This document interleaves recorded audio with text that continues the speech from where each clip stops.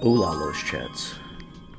Today I want to talk about something that affected me early on in my wrestling career and in my high school wrestling career and kind of through my college wrestling career or lack thereof.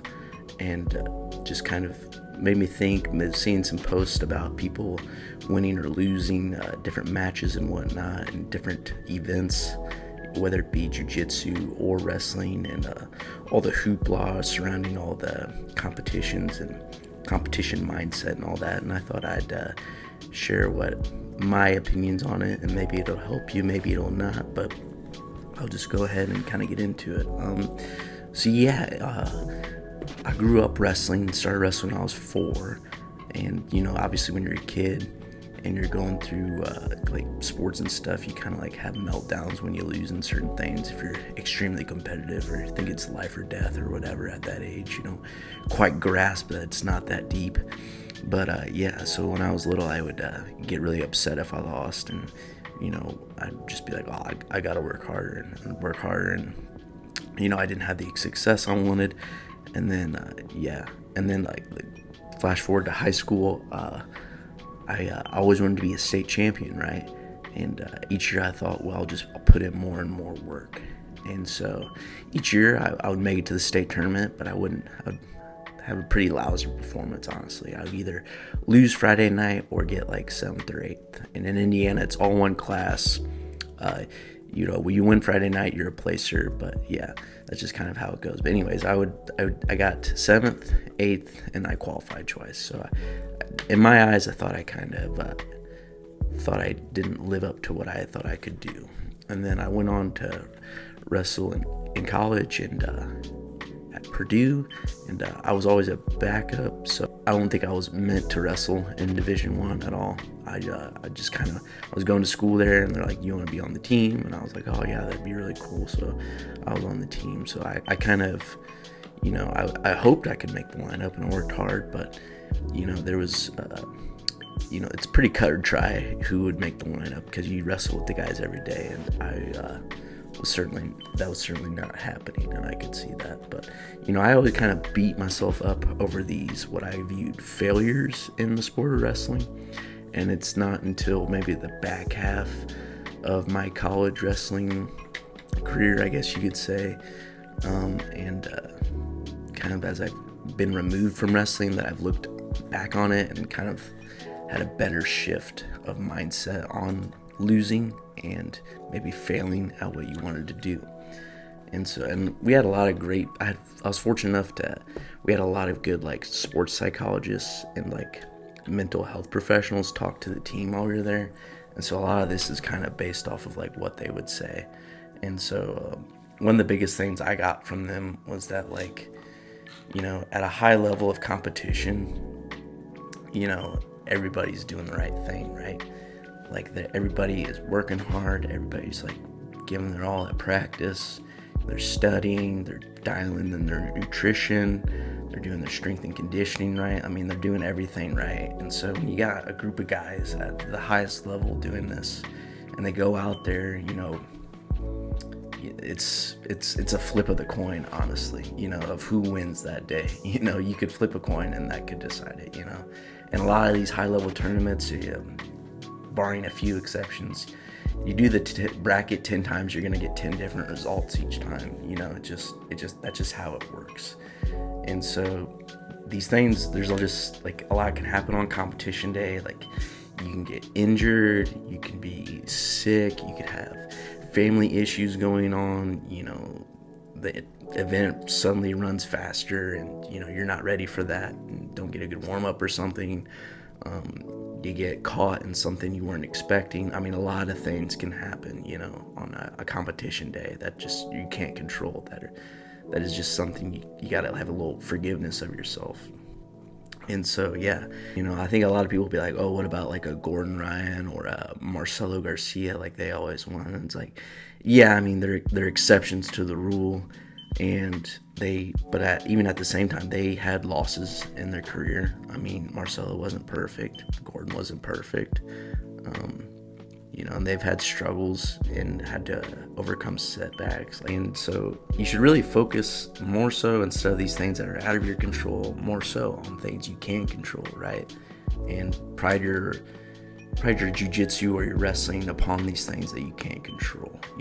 I see a lot of people like put their maybe their whole BJJ career or their whole wrestling career and like base it off competition results, right? And just like that, I feel like that's kind of unfair. You should base it off more so the things you can't control. Like, were you able to dial in your nutrition and stick to the diet plan as best you can?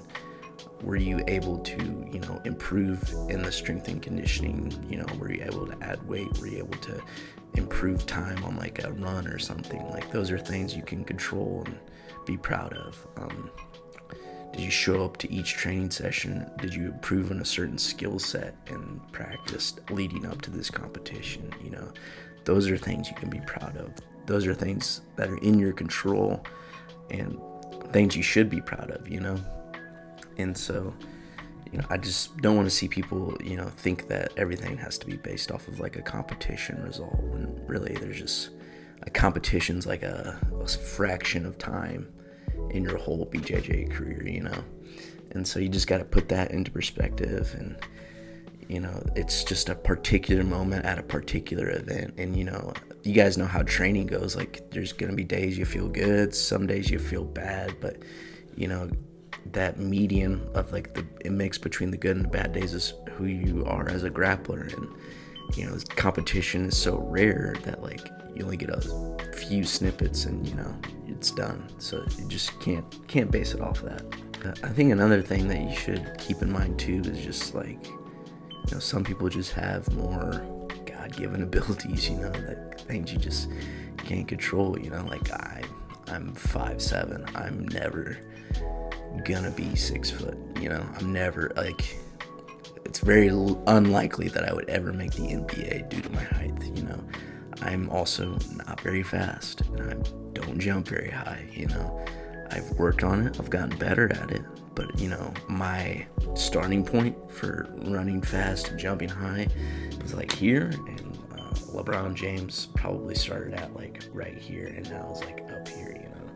So you just gotta accept these things and admire it. Don't be jealous. Just like be like, wow, that's pretty crazy, that's awesome, and learn what you can from it and move on. It's just life, just how different things stack up. It's out of your control, so why would you worry about something that you can't control? Like, that just, you can't change it, you just gotta accept it. And then lastly, it's something that kind of helped me out with putting things into perspective in terms of like jiu-jitsu and wrestling and stuff like that, as like the end of college and kind of more so the more I'm removed from it, is that like jiu-jitsu and wrestling are just a extremely small part of the world. Like, we're nowhere near as big as basketball or MMA or football, off these sports.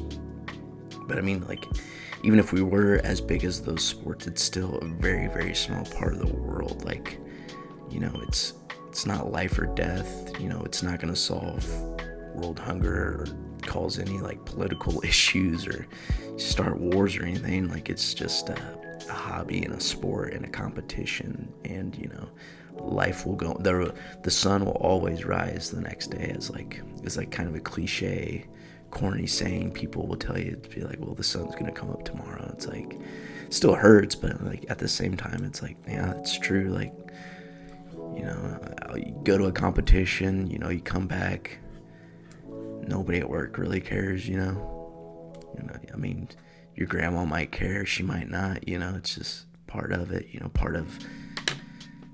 Part of the world. And beating yourself up over something that not many people are really highly invested in is kind of silly. A lot of people see the good in you. They see that your mom and dad aren't gonna like view you different. Your freaking significant other's not gonna be like, oh, well, you lost that, I'm out of here. And if they do, well, that wasn't the right one, go get you a better one. But yeah, just People that love you are still gonna love you. Nothing's gonna change in the world. As time goes on as well, it'll just be less and less relevant, you know? I mean, what ADCC happened 2 weeks ago and CJI happened 2 weeks ago, like, people are forgetting about it, you know? And 2 years are gonna pass, even less people are gonna remember it, you know? It might come up in a conversation or two. 10 years, even less. 20 years, even less. And, you know, I mean, nobody knows who won the World Series championships in 1951. It's such a temporary thing, you know? And the recency of the loss will probably bother you, but, you know, I kind of similar, like when I lost or something, or didn't like the results I got or at that moment, but, you know, time helps with it. And, you know, at the end of the day, it not really something you should base yourself off of, you know. There's other much more important things, much more Chadley things to, you know, pride yourself upon. BJJ competition is whatever, you know. You want to do good, but you can't control it. And I think it reminds me of something that always kind of pops in my head. And if you're not Christian, it's still a good verse or good prayer to keep in mind. One I like to keep in mind a lot is, Lord, grant me the strength to change the things I can, the courage to accept the things I can't, and the wisdom to know the difference. And I might have butchered that, but, you know, it's, you know, forget what the name of the prayer is, but it's just something that, you know, really helps me out, and it's helped me out for a while. Anywho, Chads, that was more of a philosophical video, a little serious, but hoped you like it. And again, check out X Marshall, check out Psycho Pharma, and I'll see you guys later.